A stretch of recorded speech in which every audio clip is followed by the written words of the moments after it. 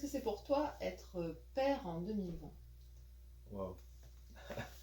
Ça, c'est euh, ça, c'est une question complexe. Et à la fois,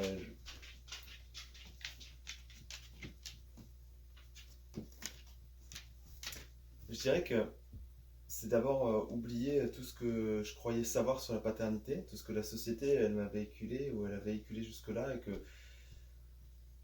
et dont j'ai cru que c'était un modèle à suivre, si on peut dire. Je pense que moi, ce que j'ai cru comprendre, c'est que le père, il devait assurer une stabilité financière et matérielle à sa famille, à ses enfants, euh, et que la mère, elle s'occupait de l'aspect émotionnel des enfants. Et en fait, je crois que ces deux parts-là, elles coexistent tant chez la mère que chez le père. Je crois pas que ce soit une part qui soit que chez l'un que chez l'autre. Et pour moi, être père en 2020, aujourd'hui, en tout cas, la paternité vers laquelle moi je suis allé, c'était vraiment de m'ouvrir au monde des émotions, de mes propres émotions, de les accueillir, de les faire vivre, d'accepter qu'elles transitent à travers moi, de m'ouvrir à ce monde-là avec mes enfants aussi. Euh, et puis de ne pas les regarder comme des garçons ou comme des filles, mais juste comme mes enfants. Et essayer au maximum de ne pas genrer, mais c'est extrêmement difficile quand même dans tous les cas. Moi, je ne pense pas que j'y arrive réellement. Mais de sortir voilà, de tout cet aspect aussi qui a à voir avec le côté masculin, l'homme fort, l'homme puissant.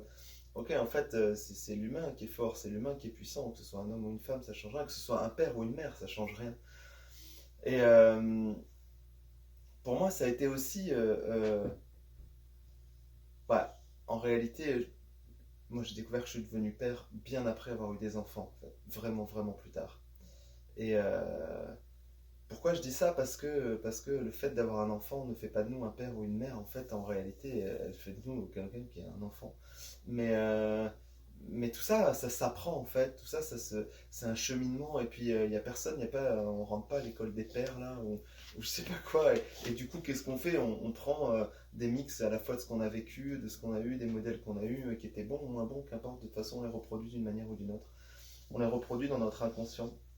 Je suis devenu père aussi. Pour moi, être père en 2020 aussi, c'était me libérer des automatismes que j'avais eu enfant. Quand on a en nous les neurones miroirs qui font que quand on est enfant, on enregistre en fait ce que nos parents font en réalité.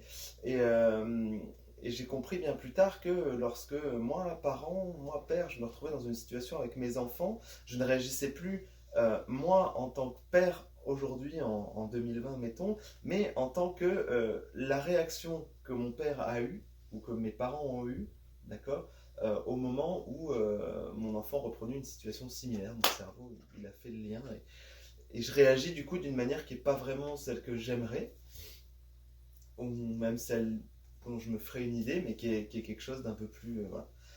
Donc je dirais pour moi, en tout cas, être père en 2020, ça a été.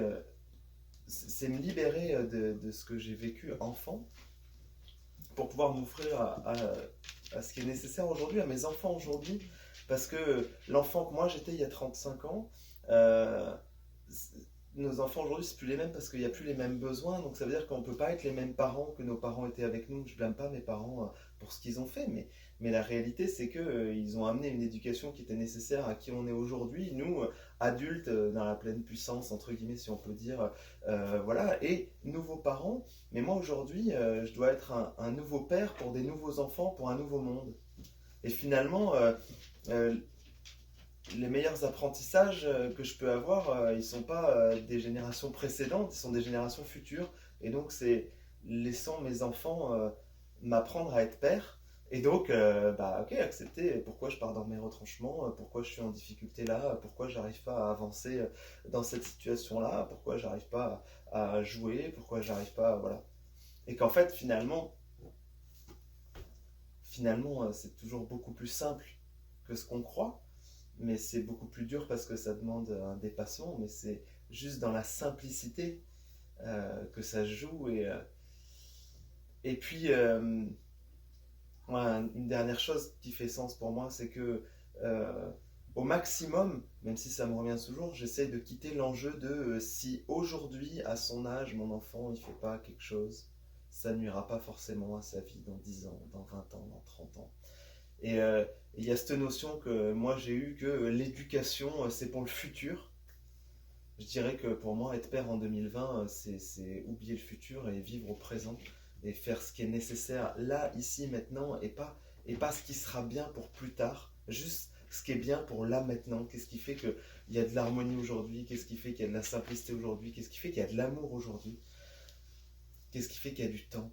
Et je finirai là-dessus, c'est que pour moi, être père en 2020, j'ai compris que c'était tout sauf amener une situation matérielle à mes enfants, c'était leur amener quelque chose qui n'existera plus demain, c'est le temps de l'ici et maintenant. Le temps de présence là que je donne à mes enfants, c'est du temps qui n'existera plus demain, et si je le fais pas maintenant, ce temps-là il disparaît à jamais. Et pour moi c'est un peu tout ça être père en 2020. Voilà.